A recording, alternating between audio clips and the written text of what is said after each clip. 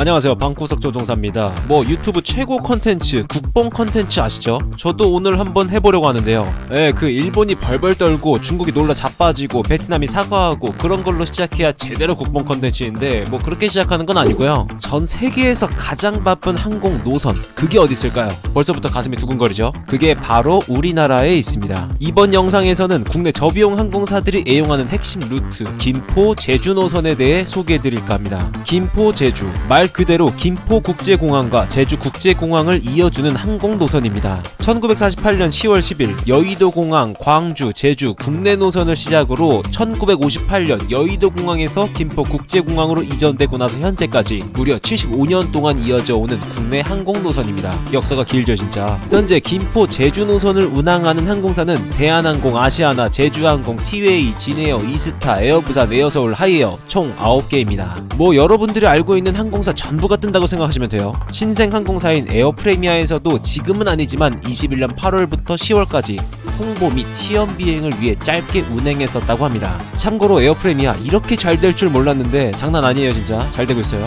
항상 응원합니다 에어프레미아. 어쨌든 김포 제주 노선을 사용하는 항공기는 주로 협동체입니다. 협동체라 하면 복도가 하나인 항공기를 말하는데요. 그니까 좀 작은 사이즈 항공기를 말해요. A320이나 B737 대부분 이 항로를 사용하고 있죠. 하지만 22년도 이후로 수요가 워낙 증가했기 때문에 A330이나 가끔씩 B777도 투입한다고 합니다. 대한항공에서도 국제선 축소로 백수였던 777을 데려와서 단기 알바를 시키고 있고요. 수요가 많냐고요?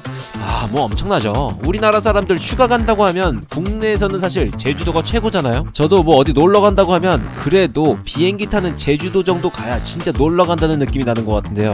그러니까 대한민국 거의 대부분 사람들이 국내 여행 간다고 하면 이용하는 노선이다 보니 진짜 엄청나게 수요가 많은 것은 사실입니다. 가끔 가다 747이나 보잉 787과 같이 국내선에서 보기 힘든 항공기들도 김포 제주 노선에 투입되는 경우가 있습니다. 지금도 앱으로 보면 가끔씩 대형기들이 보이는데 이 때문인지 제주공항 활주로 바깥쪽에는 사진 찍으려고 모여든 사람들로 북적북적하죠. 원래 김포 제주를 잇는 항로는 브라보 756이라는 이름을 가진 단 하나의 항로가 있어서 고도 차이를 주어서 올 때 갈 때 비행기들이 충돌하지 않게 구분했는데요. 2012년 이후로 항공 수요가 급증하면서 항공기의 안전 확보와 원활한 운영을 위하여 김포에서 제주를 갈 때는 양키 711 항로를, 제주에서 김포를 갈 때는 양키 722 항로를 사용하는 것으로 변경되었습니다. 엑스플레인이나 풀심으로 비행하게 되면 타게 되는 루트가 바로 이 양키 711이랑 양키 722입니다. 양키의 뜻은 국내에서 사용하는 90마일을 초과하는 알레브 항공로인데 쉽게 말해서 국내선에서 사용되면서 GPS를 사용하여 운항 가능한 항공로에 양키를 붙입니다. 알레브는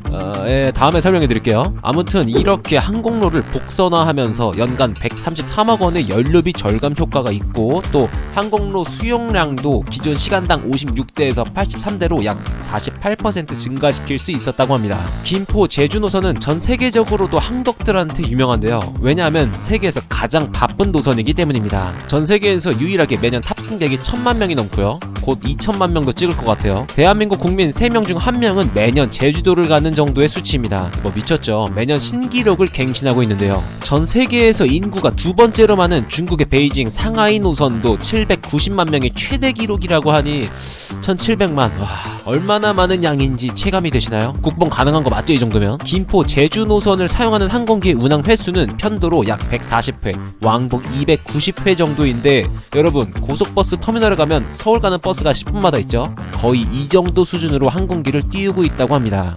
버스도 아니고 비행기로 말이죠. 근데 여러분 놀라지 마세요. 김포 제주뿐만 아니라 21년 기준 김포 김해 노선은 전세계 가장 바쁜 노선 2위, 제주 김해 노선은 12위를 달성했습니다. 그니까 전세계 가장 바쁜 노선 1등과 2등 그리고 12등이 우리나라 국내선이에요. 전세계 인구에서 우리나라 비중 생각해봤을 때 미친 숫자죠 정말.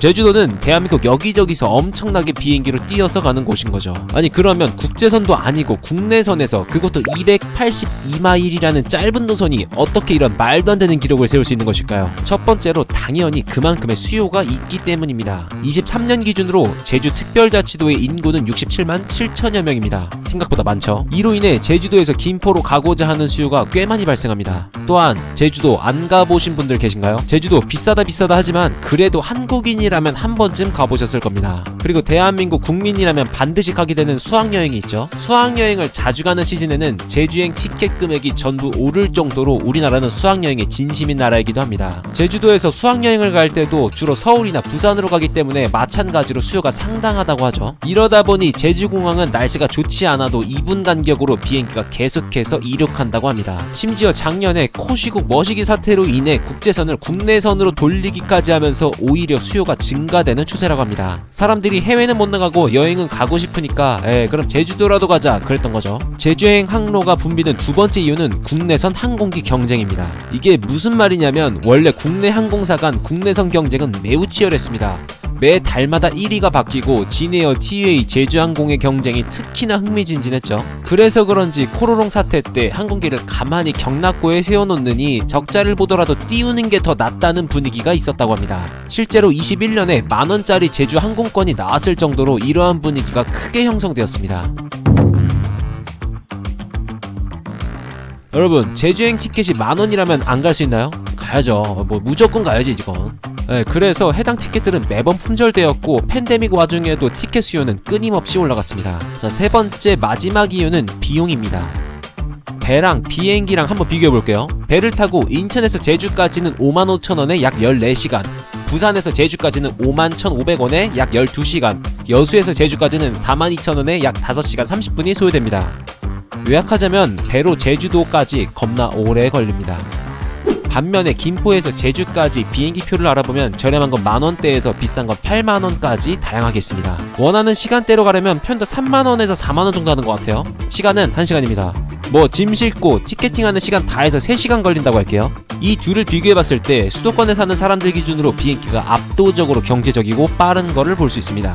네 번째 이유는 중화권과 일본을 제외하면 제주도 직항 노선이 없다는 점입니다. 미국, 캐나다 혹은 중국에서 제주도를 방문하고자 하면 인천국제공항으로 온 뒤에 김포로 이동하여 제주로 가거나 인천공항에서 제주로 직항해야 합니다. 또한 일본은 나리타와 간사이 공항을 제외하면 제주도 직항이 없기 때문에 마찬가지로 경유하는 노선을 이용한다고 하죠. 또한 지인한테 들었는데 해외에서 우리나라를 방문했을 때 제주도 티켓값이 워낙 저렴해서 원래 예정에 없었지만 제주도를 들리게 되는 일도 비일비재하다고 합니다. 아무튼 이러한 이유들로 김포, 제주 노선은 세계에서 가장 바쁘고 많은 사람들이 이용하는 노선으로 매년 자리하고 있습니다. 어때요? 생각보다 규모가 엄청나죠? 저도 자료 찾아보다가 김포, 제주 노선을 이용하는 항공기가 서울 지하철 6호선, 8호선 운행 횟수보다 더 많다는 걸 보고 깜짝 놀랐습니다. 어쨌든 김포, 제주 노선 이 정도면 국뽕 인정합니다. 여기까지만 알아보고 혹시 자신이 알고 있는 내용이 있으면 너무 공격적으로 말고 조금은 둥글둥글하게 댓글로 부탁드립니다. 그럼 저도 열심히 보고 공부할게요. 항상 감사합니다. 그럼 안녕.